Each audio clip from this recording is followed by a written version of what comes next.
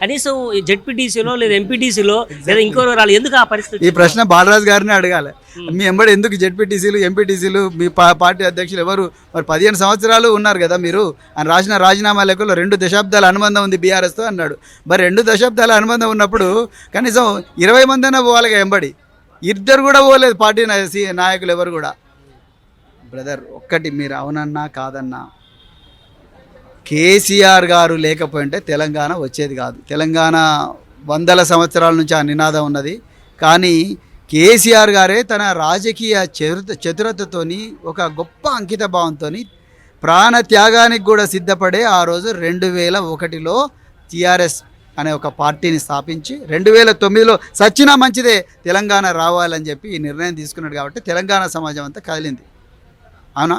మరి అలాంటి ఒక గొప్ప వ్యక్తిని మేము ఎమ్మెల్యేల అందరం నీకు పెట్టిన భిక్ష ఇతనే నువ్వు సీఎం అయినా అనడం భావ్యమేనా? నాకు నిజంగా అందుకొరకే బాలరాజు ప్రజలకు దూరం అయిపోయాడు. ప్రజలందరి గుండెల్లో కేసీఆర్ ఉన్నాడు. ప్రజలంతా కేసీఆర్ గారు వెనుకున్నారు.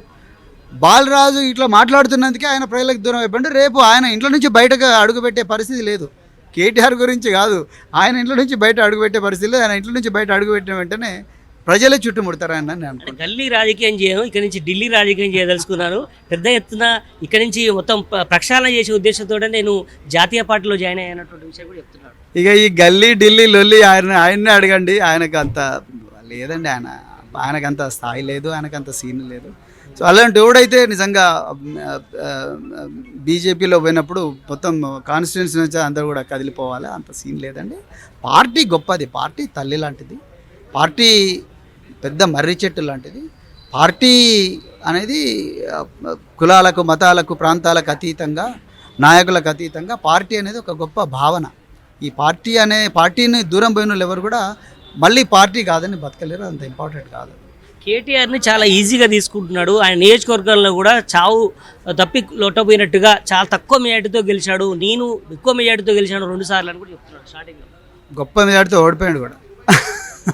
ఘోరమైన మార్జిన్తో 50,000 60,000 2 సార్లు ఎమ్మెల్యేగా చేసి విప్పుగా పనిచేసిన వ్యక్తి 60,000 మెజార్టీతో ఓడిపోయాడు. కేటీఆర్ గారు ఎప్పుడు కూడా ఓడిపోలేదు కదా. అయినా కేటీఆర్ గారు డెవలప్ చేసిన విధానము, లేకపోతే ఆయన ప్రజలు ఆయన వెనుక నిలబడ్డ విధానం, ఆయన రాష్ట్ర నాయకుడు అయినప్పటికీ కూడా రాష్ట్రం మొత్తం తిరిగిన గోలబాలరాజు ఓన్లీ అచ్చంపేటకే పరిమితమైండు. కేటీఆర్ గారు రాష్ట్రం అంతా తిరిగినా కూడా ఆయన ప్రజలు ఆయన భారీ మెజార్టీతో గెలిపించారు.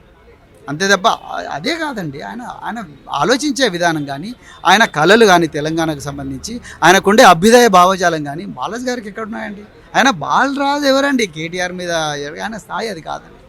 చివరిగా మీ మీద పోటీ చేయడానికి సిద్ధంగా ఉన్నాను, వాళ్ళ బీఆర్ఎస్ కనుక ఆయన టికెట్ ఇస్తే అచ్చంపేటలో నేనే అటాక్ చేస్తానని అంటాడు. చేయమనండి ఎవరు? నేను ఒక కార్యకర్తను బ్రదర్, నేను కార్యకర్తను. పార్టీ అగ్రనాయకత్వం ఏం చెప్తే అది చేయడానికి సిద్ధంగా ఉన్నా. ఎక్కడి నుంచి పోటీ చేయమంటే అక్కడి నుంచి పోటీ చేస్తా. పోటీ చేయొద్దంటే కూడా పోటీ చేయను.